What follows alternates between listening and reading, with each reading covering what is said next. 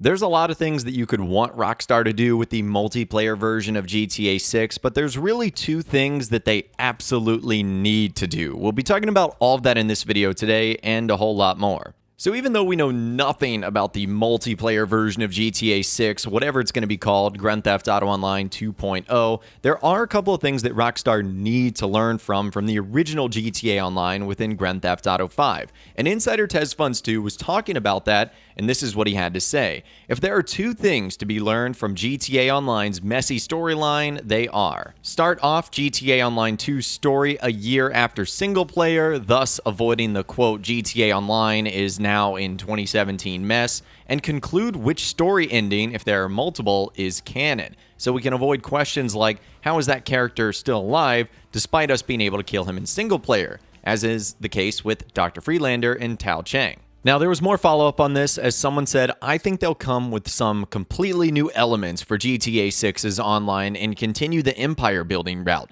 because that seems to be the best thing for them to integrate into a live service game economy, e.g. grind your butt off. With him saying definitely, we already have two elements we can expect in GTA Online 2 to continue off the empire building route: criminal career/career builder and career progress. Both are built on Red Dead Redemption 2's UI framework, which GTA 6 will be based on, and not GTA 5's old code base. And just like how Grand Theft Auto 5's ray tracing isn't something Rockstar came up with solely for GTA 5, but backported from Grand Theft Auto 6, we can expect these features to be based upon similar systems for GTA 6's online. If Rockstar is to let us choose a career right off the bat, the intro should reflect that lore-wise. Rockstar might start us off with a bank robbery or a robbery in general gone wrong. Our character stashes the money somewhere before getting caught and ending up in prison. And coming off prison, we start a new life, and with the money we have stashed, we choose a career path to start with, which would be similar to GTA Online's new intro, and perhaps similar to the Lucia's reverse trailer story theory with the no ankle monitor post supporting that theory. That's one possible scenario, but Rockstar may come up with several different scenarios entirely, maybe starting off coming off a plane, like GTA Online's old intro, arriving from Los Santos. So let's start from the very top. I think those two things are absolutely critical. Rockstar needs to start online story at least a year after single player. Because what happened in GTA 5 is originally they set Grand Theft Auto Online 6 months before the events of the single player story.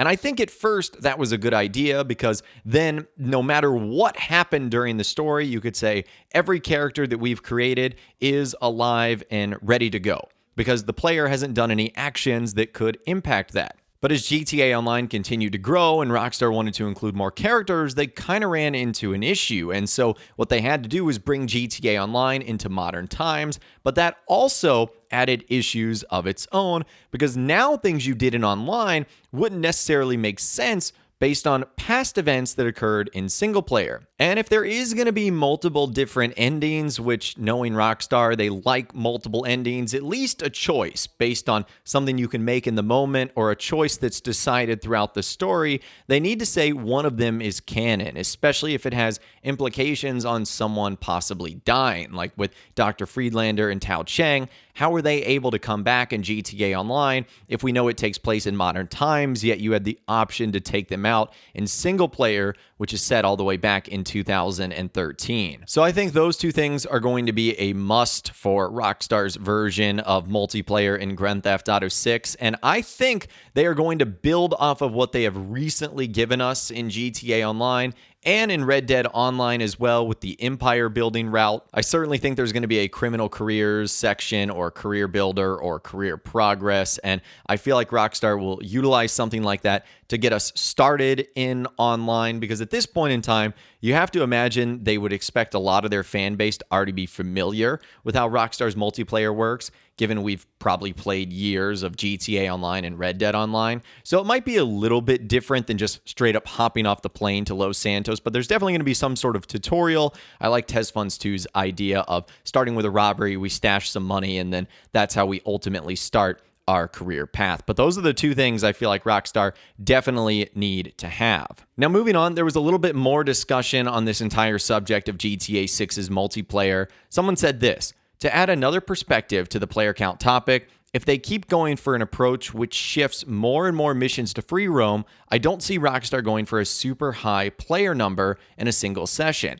That would lead to all those free mode missions to collide with each other and the game not being able to properly load them. And TezFunds2 said, merging and splitting sessions is going to be a major focus of GTA Online 2, as well as instanced content, which Rockstar already experimented with in Red Dead Online. Vehicle robberies, recently introduced in GTA Online, serve as the best example. You are instanced whenever you do the scope out missions or the finale. That way you can have 2 or 3 players do the same vehicle robbery without conflict. But the preps and tasks aren't, and the game would display a mission unavailable error when all variations of the free mode mission are currently in use by other players. There are 3 variations for most free roam preps, but Rockstar may solve this in GTA Online 2 by instancing instead of displaying an error message. And someone else said, do you think they should increase the number of players in GTA 6's Online since it's a bigger map? And if so, how much? Even in Los Santos, it can still feel pretty empty when there's 30 players, with large parts of the map empty. Vice City will be even bigger map, so with 30 players it would feel dead. They could increase it to 100 or something, and it probably wouldn't even feel overcrowded, but just enough. With TezFunds2 saying the increase in player count may be technically different from the conventional increase. For all we know, GTA Online session flow supports 2 different sessions at the same time, an active session and a transition, which is why you can be in a session with 20 or 30 players and join a race on call with 16 or 29. While still actively playing in that session. Red Dead Online expanded upon that with the session management system to switch you back and forth between sessions depending on where you are in the map and whether the conditions to merge or split have been met. Rockstar may expand more on that with GTA Online 2 to the point you may play with 2 sessions to some extent. So you could play with 60 or 100 players, but you aren't exactly actively syncing up with 60 or 100 players. And it could be region specific, but at the same time, it has to account for players playing in groups like a CEO organization or a motorcycle club. It's already surprising that Rockstar came up with Red Dead Online session management system instead of just going with a dedicated server that achieves that with a system that aims to make you immerse with a larger community or world. So they may go for a bigger surprise with GTA Online 2. And I'll be honest with you guys, I am really excited to get official information from Rockstar Games on the multiplayer world of GTA 6 and Vice City and Leonida, but those, in my opinion, are the 2 things that Rockstar absolutely need to do. There's a lot of wants out there, but I feel like those are needs and have to have when it comes to GTA 6's multiplayer. But let me know what you guys are thinking in those comments down below. I would love to hear from you guys down there. If you guys did go to enjoy this video though, a like rating would of course be awesome. And be sure to subscribe to my YouTube channel if you are new. You want to stay up to date on all the GTA 6 videos that I'll be doing here on my channel. And be sure to ring that notification bell as well. Sometimes YouTube just doesn't work, and if you ring that bell, you'll always be guaranteed to be notified when new videos arrive. But of course, as always, guys, thank you all so much for watching. Take care, and I'll see you guys in the next video.